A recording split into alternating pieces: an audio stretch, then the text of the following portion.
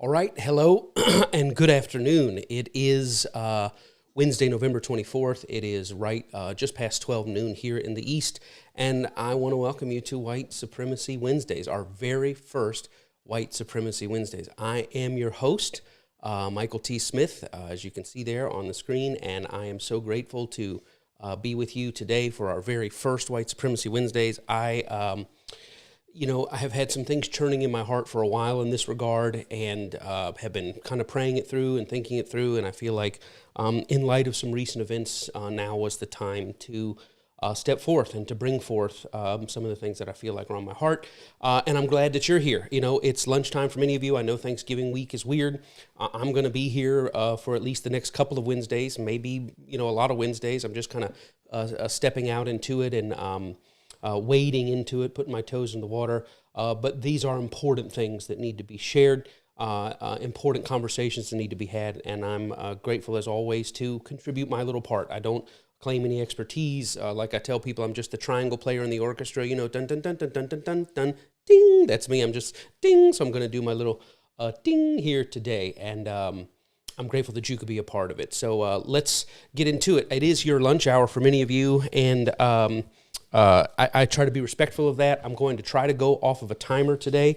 We shall see how that goes. We might have to break this up into several weeks for this first part. As you can see, we're talking about the moral foundations of white supremacy, and we'll just see how far we get into this subject. If we have to break it up over, next week and a couple other weeks, we want to get into a lot of things. There's a lot on my heart that I've want to deal with on this, a lot of things I've been working on for probably well over a decade, coming up on 15 years, and they're going to, some of my new thoughts I'll be putting out now. Let me give a couple of disclaimers here on the iPad before we start.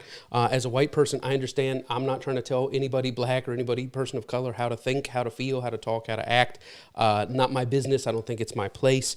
At the same time, I understand that when I speak in terms of black and white, that there's no unified black thought on what I'm saying. I'm not saying that this is how black people feel, because I know there's no broom large enough to sweep all thoughts and to consign them to a particular race, ethnicity, etc. So please understand, I'm not trying to say, here's how, people of color, black people, etc. should think. That's not my goal. At the same time, I also understand there's no white perspective on things. Some of the issues I'm going to talk about in divisions of black and white, but I know there are going to be people out there, white people out there, like, I don't think like that at all. And I get that you don't think like that, and that's fine. I'm not trying to put thoughts in your head or say this is how white people think. I'm actually talking about me. You saw there on my title, Recovering White Supremacist. This is my journey, kind of unplugging from the matrix of white supremacy as somebody born, bred, and benefacted in kind of a white supremacy experience. I'm trying to defrag myself and deprogram myself from those things. So these is who I'm talking to. People like me. I'm not necessarily talking as this is what you ought to think. So a lot of things you're going to hear, I'll talk in general and concepts, but I'll also talk very personally from here's my experience, here's what I've encountered, and it's certainly not to project on anyone else. It's okay to disagree with me. I want to start here. These are my disclaimers. It's okay to say, you don't know what you're talking about. You're probably right, I don't know what I'm talking about, but I do have something to say, and I think that somewhere in my fumbling and in my clumsiness, something of significance will come forth.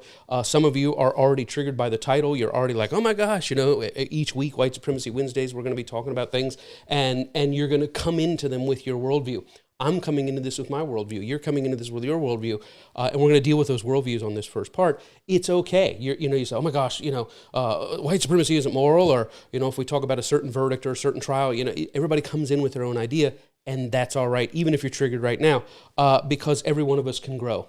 And although I'm not speaking necessarily to black or white or red or yellow or brown, I am saying things that, even though it's coming from my heart, my perspective, everyone can grow from what I'm saying.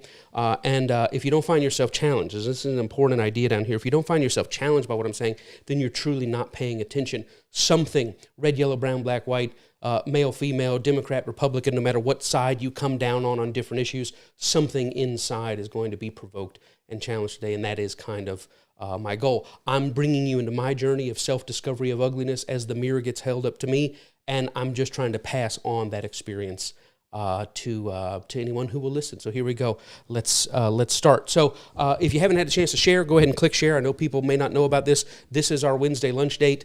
I'm going to set a timer here. Set a timer for like 26 minutes. Give me to 12:32. Let's see how far we can get in 26 minutes. My wife is in the studio, my daughter, my son, and of course my dad and my beagle's running around, and you're joining me here too. So go ahead and share that. Say, hey, this is going to be interesting, and it will be. Even if it ticks you off, it's going to be fun to be ticked off. I mean, you're going to have so much to talk about tomorrow at Thanksgiving. I mean, you'll thank me for it later.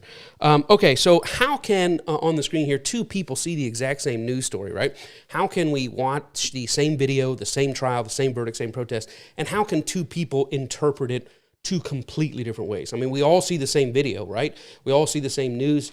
We even if it's not news, even if it's not the bias to the news, but that's so far downriver. But you and I can both look at the exact same video. If all we had was, the video of George Floyd, if all we had was the video of Philando Castile, if all we had was this, if all we had was the video, we could watch the video and walk away from it with two different ideas. How does that happen, and why are we so divided? The Rittenhouse verdict came down just this past week. I know we're waiting. I'm not seeing the latest on the Ahmaud Arbery case yet, but how do we watch these trials? How do we watch these verdicts? And my social media feed was filled with people, black people that I know, friends and family, black people who are public figures, politicians, celebrities, responding in very personal ways. How could they do this to us? I can't believe they did this to us. And my first instinct as a white person is sometimes to go, how are you inserting yourself into this situation? And that first instinct, that white supremacist instinct, is what we're talking about. It's so many times we step into situations and we read them based on things that are not really factual, but things that are very emotional. And I'm trying to learn to pause and instead of dismissing people as irrational, immoral, or whatever, and affirming myself as some sort of intellectual or mental or investigative superior, I'm trying to pause and say, okay, I see outrage, I see hurt, I see outrage, I see anger, but what's underneath that? A therapist taught me about 30 years ago that anger is always a secondary emotion, right? When you see people angry, beneath that is fear, beneath that is hurt. And I'm trying to not just dismiss and say, you guys are, and here's why it's important to pause, because if you don't pause and check my impulse and how it's contradicts the impulse that I'm seeing, not among all black people, but among many black people, you get into this white supremacist idea, which is that there they go again, right? There they are upset again. There they are out of control again. There they are angry again. There they are not satisfying again. And it's the they. It's the they. White supremacy is invested in the theyness and the we-ness, and it anchors itself in a we-ness and then criticizes and condemns the they-ness. And that's the kind of stuff that we're trying to peel down. So how is it that two people can see the exact same thing? We weren't in the trial, right? We don't watch the same news. We watch Fox News or MSNBC or left or right or center or PBS or BBC or ABC. We watch different news. But when it comes to the actual video, the actual shooting, the actual incident, we have very different reactions to it. And how does that take place? I'll give you a hint here at the bottom of your page. Race is only a factor in how we process, two people seeing the same division. It's only a factor when we allow it to be one. And so uprooting that white supremacy filter on how I see the world has been part of my aim for the last 20 years, plus probably a little longer than that, and a part of my ministry and focus for the last 15 years. So let's talk about how do we get so divided. So here it is. And you don't have to worry about writing all this down. I get it. You're trying to eat your sandwich and everything else. But here's the truth. Let me give you this first truth. Up at the top of the screen here, you can capture it or whatever. I've tried to put as much notes down for you. You can go back and watch it later on. None of us see things the way things are. All of us see things the way we are. That's a good place to start. We think we're watching a video, right? We think we're watching a trial. And we think we're seeing the video, and we think we're seeing the trial, and we assert that we are. I saw what happened. But really, as human beings, we don't really see things as things are. We see things as we are. And that's red, yellow, brown, black, white. It's individuals, Democrat, Republican, etc. We watch what happened on January 6th at the Capitol, and we can say, you can show the exact same video, and somebody says, I see patriots standing up for their rights against tyranny. Another person watches the exact same video and says, I see insurrectionists and anarchists trying to topple law and order. Two different people watch the same thing, and we think we're seeing the thing. We swear we're seeing the thing. We swear the other person is blinded. They're not really seeing the thing because they've got filters. I'm seeing it because I have no filters. But the absolute truth of the human experience is we don't see things as things are. We see things as we are. And under this here, though we like to believe we understand news events factually, right? That's my dog acting a fool in the background. Okay, this is it doesn't matter. We're live here. I thought about taping this, and then why? What fun would that be? Though we actually believe we understand news events factually and process them logically, the truth of the matter, the harsh reality, is that all people process these events, watch this, intuitionally. We relate to them intuitionally, and we process them emotionally. That's a big thing. So I take the January 6th. You know, some people say the January 6th March for Freedom. Well, what do you mean March for Freedom? Didn't you see the video? Somebody else says January 6th insurrection at the Capitol. Insurrection at the Capitol. Didn't you see the same video? We're seeing what we think are facts. We're processing what we see and we would say is logical and factual. But the truth of the matter is we're responding and relating to things intuitionally from things that are subconscious, things that are not necessarily on the surface of our processing, and we're relating to them emotionally. And when you have that intuitional and emotional filter that we all have, it's not that white people have it or Republicans have it or Democrats have it, it's human beings. This is how human beings are formed. We go into situations, we carry our filters. Just some of you watching this White Supremacy Wednesdays, what is that? And you have no idea what it is, but you've gone into it. Your lead foot is your intuition. Your lead foot is your emotion. And then out of that, as I'm talking, while I'm talking, I mentioned the January 6th riot or the January 6th peaceful protest or the January 6th stand against tyranny or the January 6th insurrection. I mention it, and those words trigger you. They don't trigger you factually. We're talking about the same video, the same evidence, the same thing, but all of us get triggered emotionally because we bring in a filter. We saw it as a thing even before we walked it out factually. And here's what we saw. Some people saw, with no evidence at all, some people saw it and said, look at that. That's Antifa people putting on Trump uniforms, going out there causing trouble in Trump's name to try to tear us down. And other people saw, look at that. That's white supremacists hiding themselves as patriots going out there to accomplish Trump's white supremacy will. And do we have facts of that? No, we don't have facts. But as we Google the internet, as we read articles, we carry our emotional understanding, our intuitional understanding of it. And even as we read articles, we skip things that go contrary to our intuitions, and we gather like hungry hippos things that affirm our intuitions. This is not a red, yellow, brown, black, white thing. This is a human being thing. And some of you are having trouble with it now because you think, no, I saw the shooting. I saw the trial. I saw the facts. But there is no progress. The question of the QDJ, right? The question du jour is, why are we so divided? And I'm telling you why we're divided, because we think we see things factually and logically, but in fact, psychologists, scientists, everybody who knows what they're talking about on this, they tell us we see things intuitionally and emotionally. And here's the thing, and our arguments tend to follow suit. So we think we're arguing factually and logically, but the truth of the matter is we're arguing intuitionally and emotionally. And all the facts that we bring to support what we're arguing about are really not relevant. They're just there to bolster the intuition and the emotion that we already feel. So let's go on a little bit further here through this thing. And we're just talking, this is our first White Supremacy Wednesday. We will get deeper. Connie, Olivia, I hope people are still on. You can still see people. Okay, good. So here we go. So let's go to B. You can screen capture this if you want to. 3, 2, 1. We're moving on. Why are we so divided? So here's the good news. We're pretty much all the same, right? That's good news. And then what's the other part? No human beings are exactly alike. So we're all the same and completely different. And what I mean by that is this, that all human beings were created. Some people wouldn't say created. They would say, I would say evolved. Well, you say whatever you want to say. I feel like Bob Ross. If you want to put evolved in your picture, you put evolved in your picture. I'm a theist, obviously. I come from that background. So to me, all human beings were created with common moral structures. That's the good news, that even the people you disagree with, they're created as image bearers, right? They're made in the likeness and image of God. Democrat, Republican, red, yellow, brown, black, white, pro-life, pro-choice, however you want to frame the division. Why are we so divided? We're pretty much all the same, which is what? We all come with the same basic moral structures inside us. But the bad news is, and we call it bad news maybe, that each human being is conditioned, right, to prioritize. This is big. It's too big. I'm going too fast. To prioritize. Let me see if I can make some notes.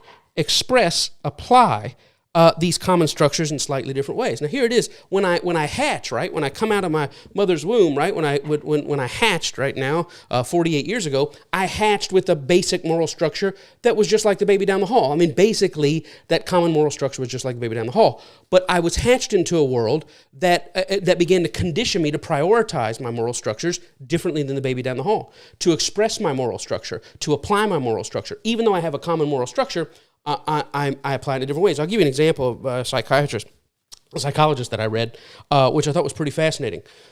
He talks about taste buds, right? So human beings basically have the same taste buds.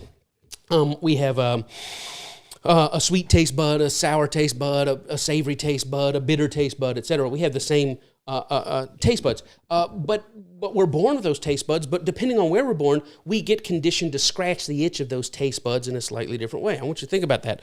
I traveled to a lot of different places, and you'll find I'll be at a banquet or whatever or something, and they'll serve a dessert in a place I've never had this dessert before. What is this? And they'll say, oh, this is something cake. And I said, what is that? And I get it, and man, it is the sweetest. Oh my gosh! And everybody else around there is eating it and loving it, and I can barely handle it. And what that is that cake in that culture, in that society, in that place, has been developed as a sweet thing to itch the scratch of the sweet taste bud in someone's mouth, right? Or you go to a different place and they offer you a piece of candy. Say, what is this? It's candy from Britain, or it's candy from India where I grew up, or it's candy, from Mexico where I grew up, and you bite it and say, what is this? And if I had Fun Dip though, and I said, hey, here's a Fun Dip, what is this? Just put the thing, wet the stick, put it in, and it's just raw sugar. What it is we're both born with a sweet taste that satisfies something in our brain, a sweet taste bud, but as we grow, we get conditioned to scratch that in different ways. Same thing with moral structures. We're all born with a common, similar moral structure. The scientists say we evolved to have this common moral structure, these shared moral foundations. I believe we're all made in the likeness and image of God, red, yellow, brown, black, white, atheist, Jew, Gentile, Hindu, Muslim, Buddhist, doesn't matter.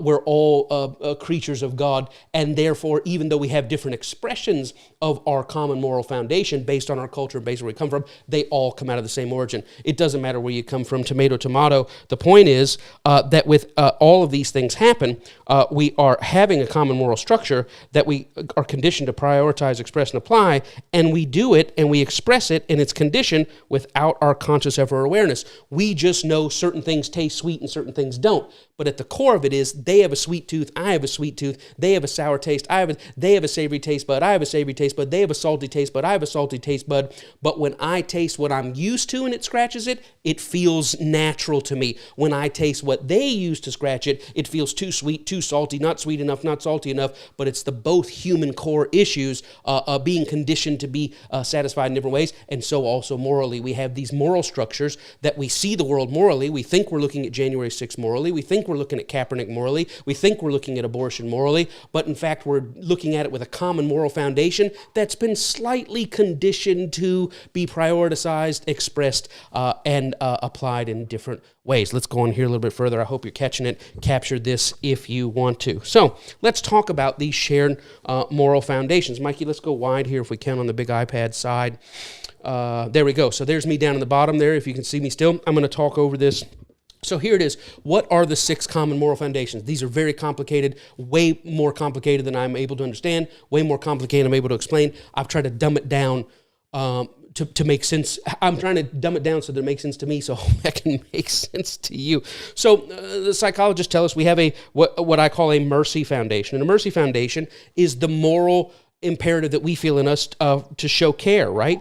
Or kindness, or protection, or compassion. And it's this moral foundation of mercy and care that causes us to feel repulsed by cruelty, or coldness, or harshness, or indifference. Now, we may have different definitions and applications of mercy across cultures, right? Across nations, across religions, across ethnicities, across races, etc. We may have but it's built on this mercy foundation. Let's go on here a little bit farther. I guess I blocked myself. See, it's my first. I'll have that fixed next week. So the next thing that all people have is kind of a moral foundation is this idea of order. In every culture, in every place, all races, all faces, there's an idea of order. What is order? That we have an impulse, an intuition, an instinct for authority, for structure, for law, because we think those things bring cohesion, right? That you're under a thing and I'm under a thing and we agree to that thing and we both see the wisdom of that thing. It brings cohesion. And the opposite of that, of course, we have a repulsion for chaos, repulsion for anarchy, a repulsion for deterioration of society and systems, and we have it, for lawlessness, right? So when we look at the riots, right, and this is an interesting thing, we look at the riots. See that I just did the word. We look at the protest, and some people say these are peaceful protests, and somebody says no, they're riots. What are they referring to? It's two different interpretations of the order. We got to have authority, we got to have structure, we got to have law, we got to have cohesion. And what I'm seeing on my television is chaos, anarchy, deterioration. But you find a BLM protester out there, a marcher out there, and they say, why are you out here? I'll tell you why I'm out here, because we don't have law, we don't have authority, we don't have structure. Police are just out here violating people's civil rights, and I'm watching chaos as the police state takes its power to take the lives of citizens without just cause, and somebody's got to bring order to it. So they're both responding to an order impulse, they're just coming at it from different ways. They're both critiquing the other's response to the other impulse, but at the core, even though the expression of it is competing, the core manifestation of it is alike. Let's go on here a little bit further. The rules. So there is a rules impulse, a rules intuition, a rules instinct, right, inside us. We have this from God, and that is fairness, right? We're drawn to fairness, equality, justice. It's not really awake in us yet, but necessarily when we're born, but around age 1, 2, 3, when Johnny gets 2 crackers and I only get 1, we're immediately like, this isn't fair, right? And another thing that parents do, they start out giving all their kids, Johnny, Jimmy, and Timmy, 3 different, ages. One's 2, one's 3, one's 4, and they each get 2 goldfish and 1 sip of, Kool-Aid or whatever. But then you'll have, an older brother who's 14, who's Kenny, and Kenny still gets 2 goldfish and 1 sip of cup from the paper cup Kool-Aid. What are you doing here? That's not fair. What do you mean it's not fair? You're getting like everybody else. So the idea of fairness and equality and justice and accountability. The opposite of that, of course, being that when there's not fairness, there's inequity, right? We say inequity is immoral, injustice is immoral, impunity, that somebody can break the rules and get away with it, impunity, and then cheating. We're morally conditioned to repulse those things, even though we're capable of doing them, and we quite often do them. As a matter of fact, we justify our cheating, right? So even when we cheat, we did cheat, but we cheated for a good reason, right? Or even though we get away with something, we got away with it, but what about mercy? So we manipulate these impulses as they suit us, and a lot of times we think, I'm operating factually and logically right, but really we're just intuiting a different idea. So let's move on a little bit further, and let's just keep this going. So now we get to the idea of autonomy, right? So autonomy is another impulse. We have an impulse that springs up in us, all human beings, about their rights, about liberty and freedom, about agency, being our own boss, right? Having control of ourselves, control of our persons, control of our bodies. We have that, and we condemn tyranny and coercion and subjugation and oppression as immoral, right? We feel a moral impulse, intuition, and instinct. I say that God made us this way. He didn't just make us to value mercy or order or rules or autonomy. He's made us to value complex moral structures, and these relate. So we see tyranny as a sin. We see freedom and rights and liberty and dignity and agency as something moral, and we see the opposite of that. Okay, so go on here now. And then we get to the loyalty impulse, right? The loyalty intuition. And the loyalty intuition is where we get our ideas of identity, coalition, allegiance, and cooperation, that we belong to a group and that I have my identity. I'm not just by myself, so I'm not just autonomous out here in the nowhere. I also belong to a group. It's why we have favorite sports teams, right? I think it was Seattle Seahawks and Green Bay Packers at an opening Monday night or Thursday night or Sunday night football, whatever it was, the opening of a season, and there was this controversial call in the end zone where they thought a guy had caught the ball, Green Bay Packer guy, but the Seattle guy took it away from him, and they gave the touchdown to Seattle. And 2 different people, think of it, the video, 2 different people watch the same exact video, and some people come and say, oh my gosh, that was stolen, that was totally illegal, and somebody else says, what do you mean it was totally illegal? That's completely right. The refs totally got it right. We're watching the same thing, and we're not lying. We're not lying to say, I see it this way. We genuinely feel it was a fair catch. We genuinely feel it was an interception. We genuinely feel it was a draw. We feel this genuinely. Why? Because if Packers are my team, or if Packers are against somebody that I'm against, or if Seahawks are my team, or the Seahawks are against somebody I'm against, or the Seahawks are in San Francisco's division and I need the Seahawks to win because I totally hate San Francisco, or the Packers are in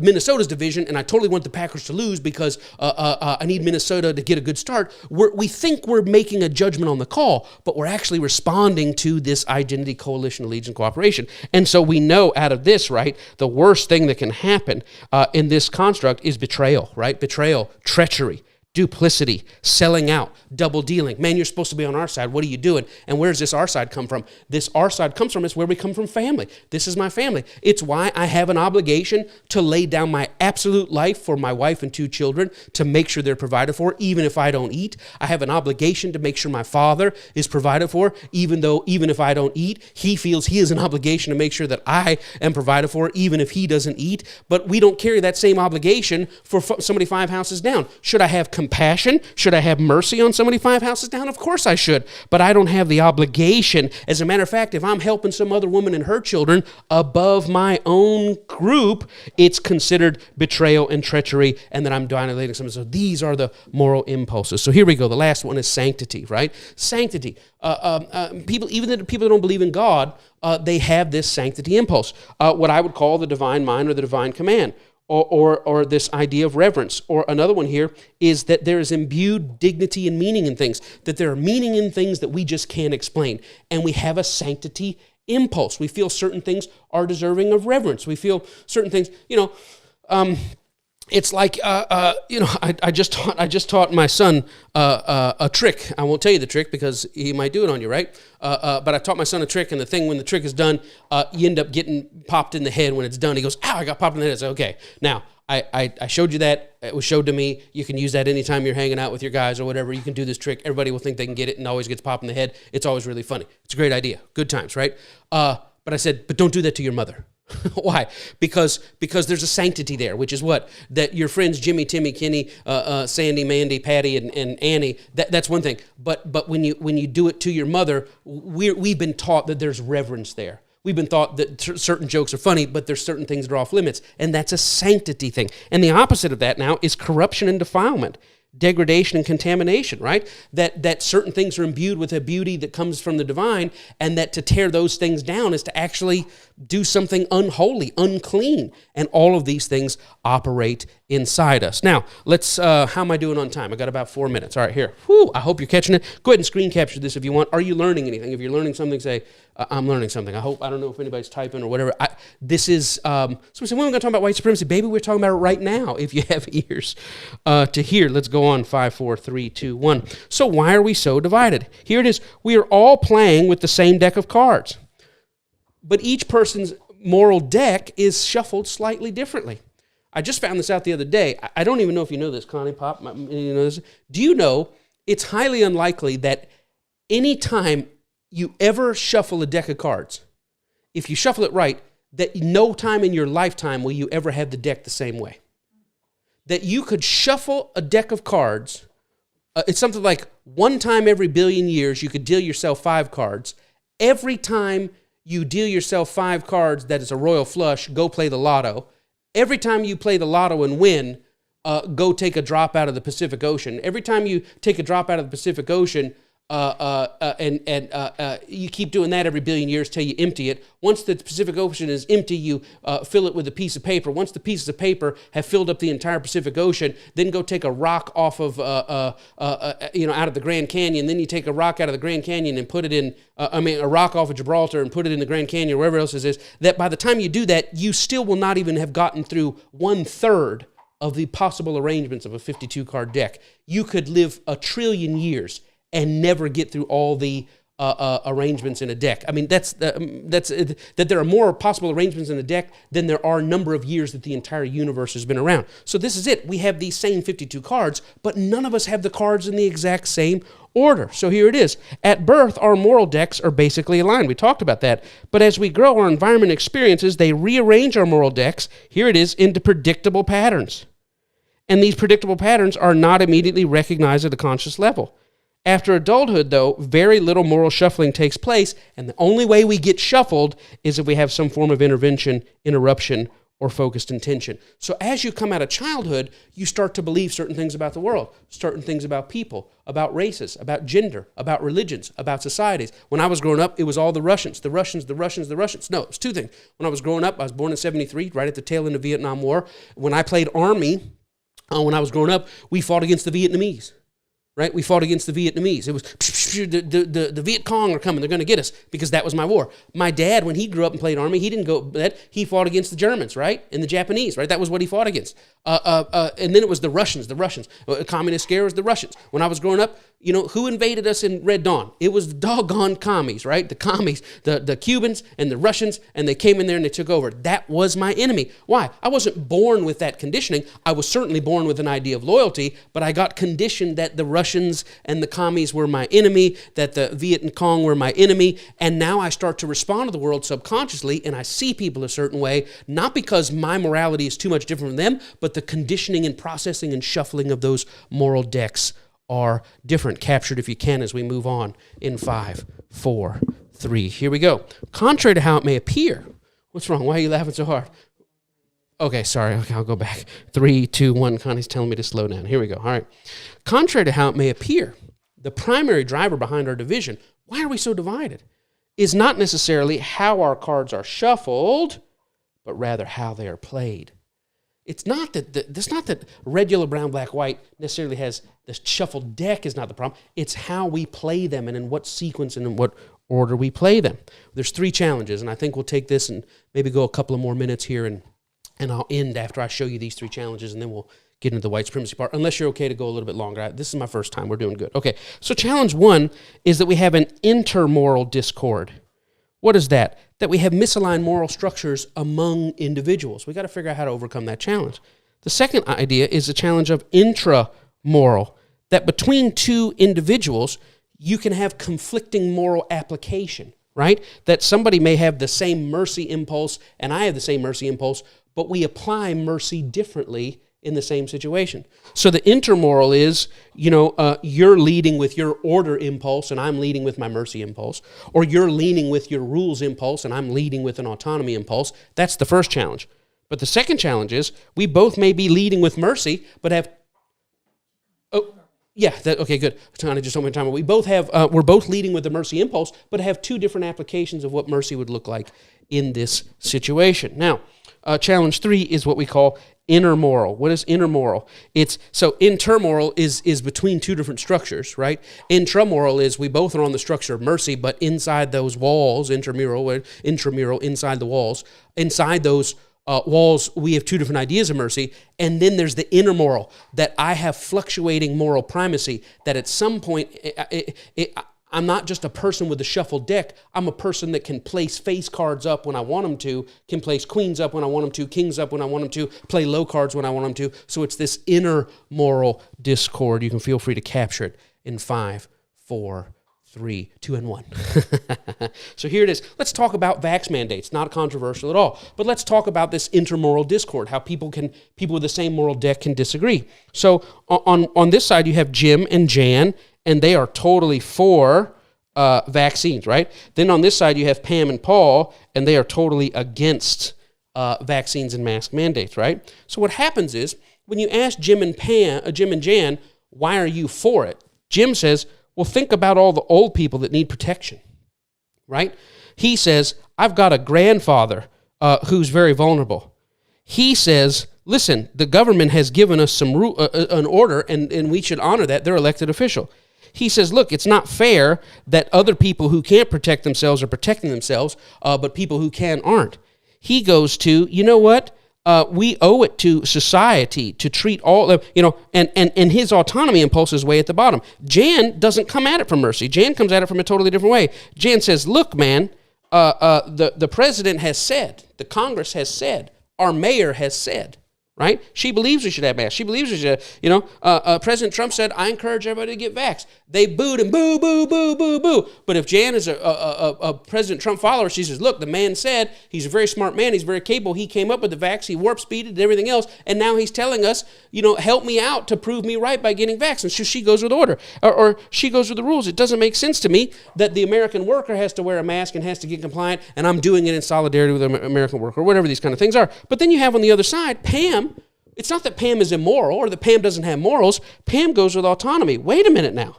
You can't put rules on things that are invasive to my body, right? Paul says, wait a minute now. My body is my right. The government can put rules on my car, rules on my road, but you can't do it to my body. And as a matter of fact, Pam says if you're going to talk about rules, the rules already state that you cannot make it compulsory, that there are vaccine exemptions, that you could be a conscientious objector. And then somebody else says mercy. You want me to wear a mask? Paul says, what about people that have difficult time breathing? Some people have asthma, and so what we're doing is we're taking the same deck of cards and playing it in a different sequence. And both, we think, I'm dealing with the facts here. And one person will say, did you read all the articles that people suffocated and asphyxiated from masks? And somebody else will say, yeah, but did you read that masks aren't really helpful? And somebody else will say, yeah, but did you see the article where they tested 14 different sneezes and all but one of them was minimized by? And so what are we doing? We don't argue facts. We gather facts based on our moral intuitions and present those out in a filtered manner. Feel free to capture it in 5, 4, 3, and 2. Here we go. Now let's talk about intramoral discord, the Texas abortion law, okay? So the Texas abortion law comes out. Jan, right, she says, you know what, thank God. Thank God. And Pam says, no way, this is horrible. But how do they get there? It's not because they're amoral, right? But here's the interesting thing. Pam says sanctity. Jan says sanctity. Pam says sanctity. Jan says, what about mercy? What about mercy? What about autonomy? What about autonomy? What about loyalty? And they can have the exact same moral alignment, but have two completely different ways of moral application. Stay on here with me. Your lunch hour is just over. So Pam says, what about the sanctity of life, right? Jan says, what about the sanctity of choice, right? Pam says, what about mercy for the unborn? Jan says, what about mercy for the vulnerable women who are abused and who are hooked up with bad people and they have to have these babies that will destroy and get, whoever it is, Pam argues about the autonomy of the mother, right? That the mother should have liberty and freedom. And the other person, whoever her name is, Jan, argues about the child. Then we get to loyalty. Yeah, my loyalty's to the unborn. And somebody else says, yeah, my loyalty's to women out there who are really going through and who have had it bad all throughout society. And then somebody else says, Jan says, well, what about rules? I think it's fair that men should have a say. And Pam says, heck no, it ain't fair that men should have a say. It doesn't affect them nearly at all. We're in this situation because of men. And somebody says, well, all I know is I go with order. There has to be order and there has to be laws. And the law of Texas is that abortion should be regulated this way. And then, of course, what does Pam say? Pam says, no way. There's already federal laws on the books, blah, blah, blah. So we're arguing, and somebody's going, well, there's not a law, a court ruling. Just stop it. I'm trying to tell you that even your objection to what I just said, you think it's because of some factual enlightenment and clarity, and it's just an emotional response to intuitions that you're having. And sometimes we can be arguing for the exact same point, but a different application of those points captured in 5, 4, 3, 2, 1. It's getting good. Challenge number 3. Here we go. Is that Jim over here and the same Jim over here can look at two different situations that are similar and see the differences, or that are different and identify similarities. How does he do it? Because he orders his moral cards differently. Jim says, Colin Kaepernick, no way, man. Get up off your knees, boy. Why? The flag is sacred. The national anthem is sacred. There's authority. That's government, man. You do whatever you want in your own time, right? There's rules. The NFL has rules, right? Loyalty. My brother was a Marine. Mercy. You're disrespecting all those dead people. And what do? Autonomy. They put autonomy way at the bottom. It's not that they don't believe in autonomy. It's just that in this instance right here, they move that down so that they can move their other moral priorities up, right? That's how it works. But guess what else? You can have the same Jim over the brother Rogers, thank you, Aaron, and he says, you know what? I don't want to mess with the vaccine because it would mess with my body. And Jim, who put autonomy way down here when it applied to Cap, comes up here and says, look, man, you can't mess with people's bodies. The guy has, and somebody said, well, yeah, but there were rules and there was a contract. Forget the rules and the contract, man. Every person has a right to do this. Well, what about mercy over here? You didn't care about the people being killed in the streets, and he's over here saying, what about mercy? Okay, so he broke a rule, but he broke it for a good reason and loyalty. So everybody reshuffles the deck, even the same person. It's not that Tim feels one way about something and Dan feels one way about something, but sometimes the exact same person can shuffle their cards on a matter and defend it logically. They can make an argument on case A that would totally destroy their argument for case B and vice versa. But it's not really about whether my argument is logical. It's about what my impulses tell me to see and how I view the people and the situations. I don't even know if it would make sense to capture it, but do your best. 5, 4, 3, 2, 1. Here we go. So the main source of our division is the way we think about moral issues is largely determined by how we feel about them. That's a big thing. The way I think about these verdicts, the way I think about these things, the way I think about it is really driven by how I feel. Defining morality is a matter of philosophy, theology, and spirituality. But applying morality is a matter of psychology. And our moral arguments are most often anchored in facts, but they're facts that have really been ordered, weighted, filtered, prioritized, contextualized, and curated by our preconditioned feelings.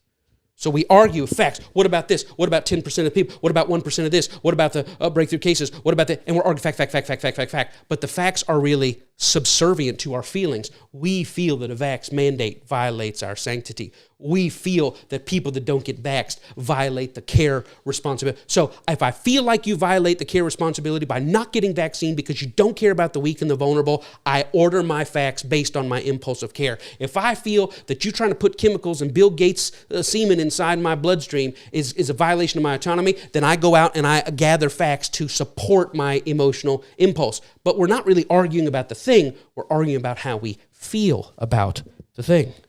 So our feelings, right, our facts are actually feelings filtered facts. And they tend to generate the opposite feelings in people who disagree with it, right? So I'm giving you my facts about Kaepernick or about January 6th, or I'm giving you my facts, but I'm giving you my facts that are feelings filtered facts. And as I give my facts, they actually generate a corresponding opposite feeling in someone else. Mikey, let's go full iPad if we would, as we bring this thing on to a close. I don't know about you. I'm enjoying myself. I hope people, it still seems like people are still on there. Here we go. All right, somebody said, we're getting white supremacy. We might as well finish it out. Here we go. So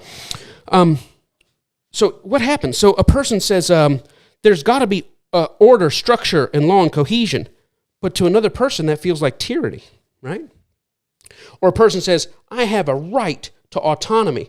But to another person, that feels like you're making an argument for chaos, right? So take BLM, right? I'm going downtown Minneapolis. I'm going to protest. Why? Because I feel like there's been a breakdown in order, and I feel like there's been a breakdown in equality, and I feel like I have rights and freedom to go against tyranny. But as soon as I step out there and things get rowdy, all my critics say is, look, chaos, anarchy, and deterioration, we got to do something about this. My critics were completely silent when I was talking about the authority structure, when I was talking about fairness, when I was talking about rights, when I was standing against tyranny, but my enemies zero in on only the thing that they find themselves offended. Look at this. It's total chaos and breakdown. And what they think is, the answer is, we need more law, we need more order. But what nobody realized, and I couldn't figure out why anybody couldn't sit down with President Trump and help him out with this, as smart as he is and intelligent as he is, no one could sit down and say, excuse me, Mr. President, you're a law and order president, and Colin Kaepernick's protest is a law and order protest. Colin Kaepernick doesn't want no law enforcement. He wants more law enforcement. He wants the laws to apply fairly to all people. And he wants to feel like that white life and black life are valued in the same scale, and that any cop who goes against the law will also be subjected to the order and the rules. That was his argument. But President Trump, it was framed in his mind, what? You are disrespecting the sanctity of the flag. You are going against the allegiance and cooperation. This is equivalent to treachery and treason. So this one's in his emotions over here, justifying his response, but it takes intelligence and compassion and empathy and patience.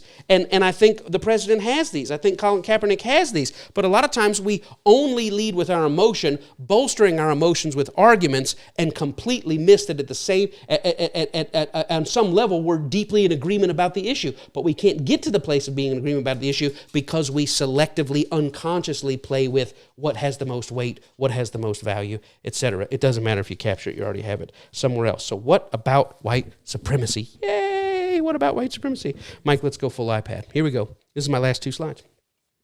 White supremacy hangs out here, right? Why? Because each moral impulse can run amok, right? Loyalty can be so big it can turn into factions, right? Mercy can be so big it allows lawlessness.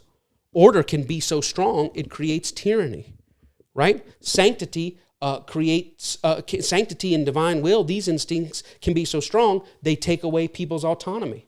They take away people's dignity. I mean, and right here, so each moral impulse can run amok, and when loyalty runs amok, it results in white supremacy. Out of loyalty comes identity. And out of identity, each of us get a sense of self, right? We're Americans, we're Christians, we're Baptists, we're Buddhists, we're this family, we're that family, we're white, we're black. Our sense of identity, sense of self comes out of this, comes around. So in the loyalty impulse is how we define me, mine, us, and ours. But it's also how we define we and they. And here's the key. This is what happened in my experience. When our environment and experiences are subconsciously condition us towards whiteness as a primary identity, it affects the way we interact with everything else. And this is what happens. Again, as somebody, me, born, bred, and benefacted from white supremacy, right?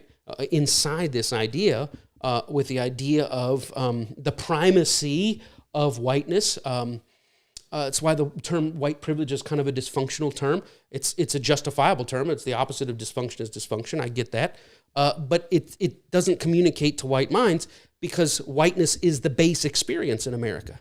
And the base experience of whiteness in America is whatever it is, good or bad, struggles, whatever. So when you tell somebody you have white privilege, they go, well, if whiteness is the base experience in a white supremacist structure, then it's not that I'm an advantage, it's that other people have a disadvantage. But what happens is when you cannot get the white power structure to acknowledge people's disadvantage and say, yes, there's disadvantages to not being white, when you can't do that, it gets flipped over to say you have tremendous privileges. And so now we're missing each other. We're saying the same thing, but we're missing each other. So in this idea where you're conditioned that whiteness, and white supremacy affects black minds and white minds. A lot of people think, well, white supremacists do it out of their will, out of their desire to be white supremacists. It's a sickness, right? And there are black people that in this country that are poisoned with the lies of white supremacy. That's why they devalue the lives of black people, because white supremacy has taught them to do so. But a lot of white supremacists, they get a bad rap of their evil and everything else. Really, they're sick. They've been poisoned with the lies of white supremacy. So what happens is when your identity, right, gets rooted in whiteness, it affects the way you interact with everything else around you. Capture it if you want to. Here we go. So how are we divided? It doesn't matter how you order. I say, well, I look at Cap and I put Mercy, or I look at Michael Brown, or I look at Jordan Davis, or I look at Breonna Taylor, and I'm going through this. But here's where it gets dangerous. When my primary filter for how I see all of this stuff comes out of a sense of identity that's rooted in white versus black.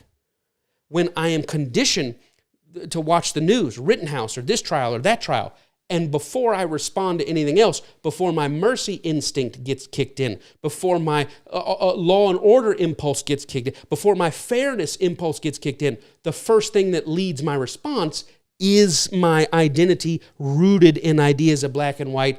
I'm watching the same video everybody else is watching, but I'm already assigning an innocence and a guilt subconsciously because I have learned to experience the world through my whiteness, because that is my place of connection. And like I said earlier, we don't start out that way. Our decks get shuffled that way. And in an adult life, it takes a conscious, intentional, purposeful intervention, interruption, deep searching, or what am I trying to say? Introspection in order to break free from it. And so I notice Rittenhouse verdict comes up. My social media feed is filled with all these people. Why did this happen to us? Black people, there they go. They're just going to kill us. It's open season on black people. And something in me goes, this is ridiculous. But I've learned that thing in me that goes, this is ridiculous, is the white impulse to see the facts through my whiteness. And I've learned to pause that and go, no, these are people I know and love. These are intelligent people. I cannot dismiss them as being ridiculous. What emotional impulses and moral impulses are they seeing this through, that if I take my whiteness and set it aside, I have a better chance of seeing the facts through their same filters, and maybe that their otherness or blackness or redness or womanness or whatever, democraticness or whatever it is, maybe it's blinding them, but I can't get to the place of agreement. I can't get to the place of progress as long as I let my blinders point me to their blinders, or they let their blinders point me to my blinders. I've got a first step and say, you know what, in the power structure, the world around me has been built to condition me for whiteness as an identity. And if I find myself bristling up subconsciousness about why are they so upset, there they go again. anytime I feel that, I've got to learn to break out the filter of white supremacy and say, let me come at this from a citizen perspective. Let me come at this from a father perspective, a son perspective, a mother perspective. Let me come at this for mercy. Let me come at this for rules. Let me come at this for sanctity of life. Let me come at this for, now all of a sudden when I start coming at it from another way, the entire picture changes. Why? And I don't see it, when I'm back here and the white supremacy filter is not there, I start to evaluate it on, wait a minute, what are the real rights here? Who started what? What would it be like if it was my father? Who initiated this? Did it ever deserve to be this? Wait a minute, I'm starting to see rules, mercy, rights, etc. Why? Because I've got the filter of my conditioned identity of whiteness being a lead foot in how I process and interact with the world. Look, I know we went much longer than I wanted to go, but I hope there was something rich out of it. We're going to stop here. We're going to actually get into how white supremacy is weaponized next week. We're going to talk about how we weaponize the context on whether or not race was a factor, how we weaponize the timeline. When we look at a video and we see all we've seen, we don't want to see more. When we look at a video and it points to white guilt, what else happened here? How does whiteness work into dominating the way we view videos, view verdicts, view etc.? Was it a fair trial or not? Well, that depends on whether or not the white supremacist filter glasses are on or off as I look through it. We'll talk about all that next week. Thank you for your support. You can reach us. This is part of what Connie and I do. If you like this content and you're getting something out of it, michaelandconnie.com/support. We'd love to hear from you. And that's it. Have a glorious Thanksgiving, a peaceful Thanksgiving. Take these notes and don't go start a fight tomorrow. Bring love tomorrow. Say, listen, we all come from the same God, right? We all, if you believe in evolution, we all came out of the same swamp. If you believe in God, we all came out of the same garden. We're just trying to fight our way through our filters, not to dominate or win the argument, but to understand that moral people coming at from the same foundation, but from two approaches, can reach to a place of tapping into the mind of God. That's all we have. Have a glorious, glorious rest of your day. White Supremacy Wednesdays. There's at least going to be a second one, Lord willing. I don't know if there'll be a third, but I'll see you.